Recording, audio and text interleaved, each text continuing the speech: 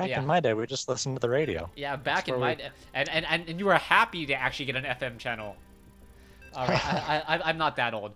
All right, so it is gonna be Kawaii's Light versus vVv's Glon, Terran versus Zerg on MLG Shakura's Plateau, and I'm interested to see what Kawaii is going to do in this matchup, as Kawaii is spawning as the red Terran on the top right-hand side of the map, Glon spawning as the blue Zerg on the bottom left, as a lot of proxy play is rather popular, as we even saw it come in from Rough in Game 1.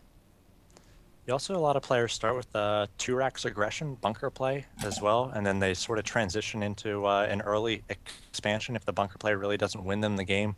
We saw Ruff try to go for some bunker play, and I believe he's done that 2 or 3 times now on Shakuris, but is never able to get that bunker down, maybe just mistiming it a little bit. He's trying to take advantage of the ramp and the fact that you're able to sort of squeeze a Marine in up against the ramp in some maps. I know that's been a popular strategy in some tournaments, and everybody wants to do what the top players are doing, but he never really pulled it off. Yeah, you always try to mimic the pros, try to come in for a little bit of cute play, as the Marine, even though he's not inside that bunker, is pretty much protected by that bunker at that point. He doesn't benefit from the Right. +1 range, but he's just sitting there like, you know what, Zerglings, you're melee, I got a gun. You know, gun beats claw if, you know, I am 1 range away from you. So let's OP see. Crota. That's just a matter of fact. It's like saying a gun is OP compared to a lightsaber because the gun, you know, the gun has a better range. Zealots basically have lightsabers. They don't do so well against kiting Marines. Then you put them on drugs too. They're just really good units. Oh, okay. So blame the drugs. Don't blame the gun. We just see the hatchery going down for Glon here. He has yet to place down his pool. So pretty economic style, getting out those earlier drones before he does decide to place down the pool. And that can pay off just because a lot of Terrans, playing that basically the Hellion style. So the delay in aggression comes and you're able to get just a few more drones out. It helps you get that economy up and running. And Zerg players really know the timings of when things come at this point. Yeah, we're going to see what the drone now try to make its way back down. It is going to be blocking a command center from coming in. How often do you see that? As the SCV now building up his own command center. So it is going to be a 1-Rax expand from Kawaii Light. Meanwhile, Glon going, I believe it was Hatch first. So Hatch first pool versus a 1-Rax expand. Both of these players playing very economically. But what do you think Glon's follow-up is going to be at this point? He needs to take up a 3rd base. He doesn't want to be even on bases.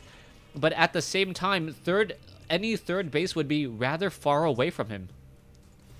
Yeah, the third can be pretty tough to throw down, especially early. Instead of like the ZVP matchup, you throw to that third base down around the 4-minute mark, and you feel okay. If one zealot comes across the field, not a big deal. But if behind this, Kawaii Rice is continuing to pump a lot of Marines, if he pumps out, let's say 4 to 6 Marines, he can actually shut down that hatchery before it finishes. He can kite away from those lings before they have speed if the Zerg player is delayed his gas. So it's just not as safe to get that third down as early in this matchup. So we do see that Glon is going to have to at least get up perhaps speed or wait a little bit longer before he's able to get that third down.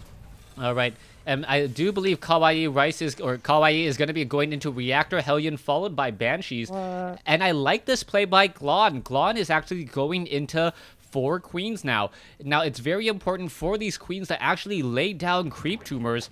And Matron, what was that about? That's such a common strategy. Reactor Hellion into Banshees. It's either Reactor Hellion or triple racks and then double gas. But what is this? Kawaii actually stopping gas.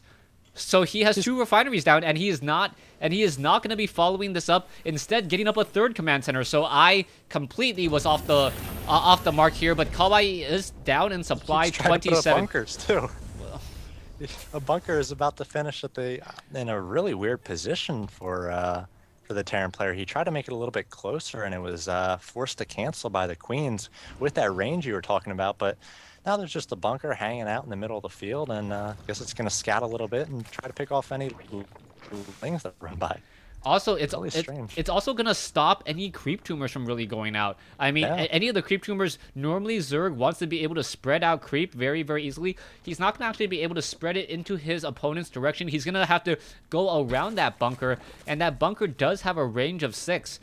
Also, Kawaii can salvage that bunker very, very easily. We are going into... Wait, did he train up some Hellions? Yeah, he trained up 2 Hellions, and that was it. He is now gonna go into very heavy... Okay, I am absolutely confused as to the style that Kawaii is trying to go for right now. This is not your standard Terran versus Zerg. And this is tough to deal with as a Zerg player. You know, if you see Hellions coming out, you're like, okay, I'll prepare for Hellions. I'll go for a Roach Warren. And then, you know, if 10 Hellions come, you can handle it.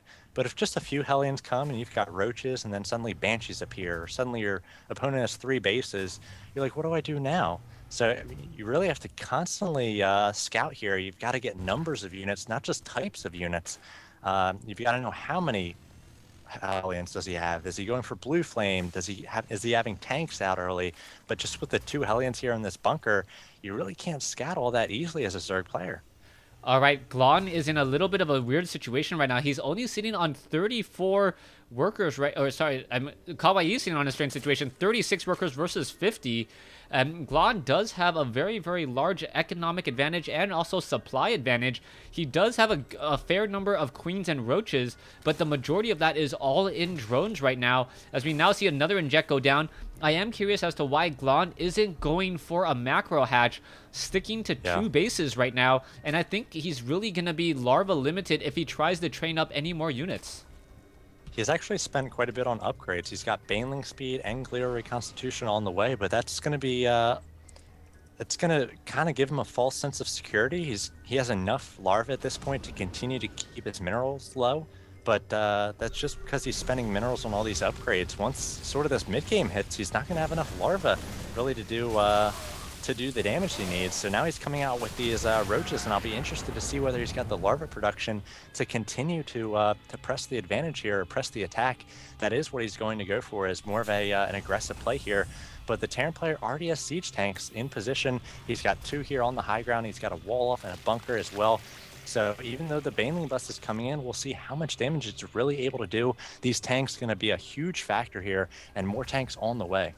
Yeah, more tanks still on the way. We are going into combat shield stim. The drugs are ready for the Terran to use, as the roaches are now going to try to run in here. Are they going to be able to get in? The Baneling's unable to find their target, trying to splash their way in, taking down a whole bunch of SCVs and a whole bunch of Marines. The roaches just doing an all-in here, taking down the siege tanks, and I don't believe Kawaii was ready for this at all.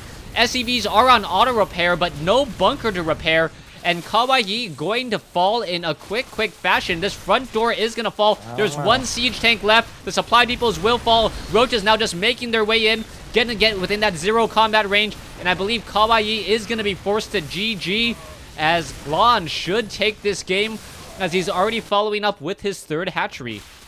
Yeah, maybe that 3rd orbital command was just a little bit too aggressive there economically, and Glon said, okay, you've got me boxed in with this bunker. I can't expand. I can't take a 3rd base. There's really no sense of teching up the mutas. I will use low tech. I'll get my speed. I'll get Baneling speed, and I'll just bust you.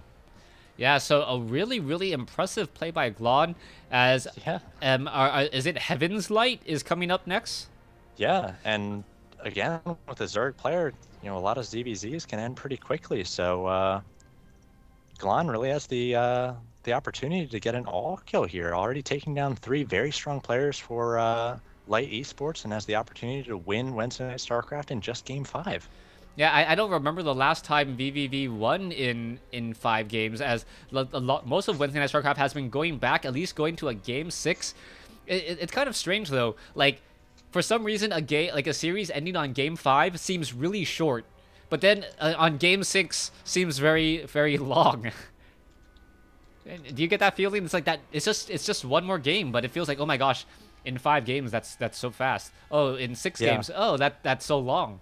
Yeah, that was more of a big macro game. And you feel like it's close when it's 6 games as well. It's 3-2, it can go either way, and then suddenly it ends 4-2, and you're like, well, I guess they won twice as many games as the other team. But yeah, Glon, pretty impressive so far.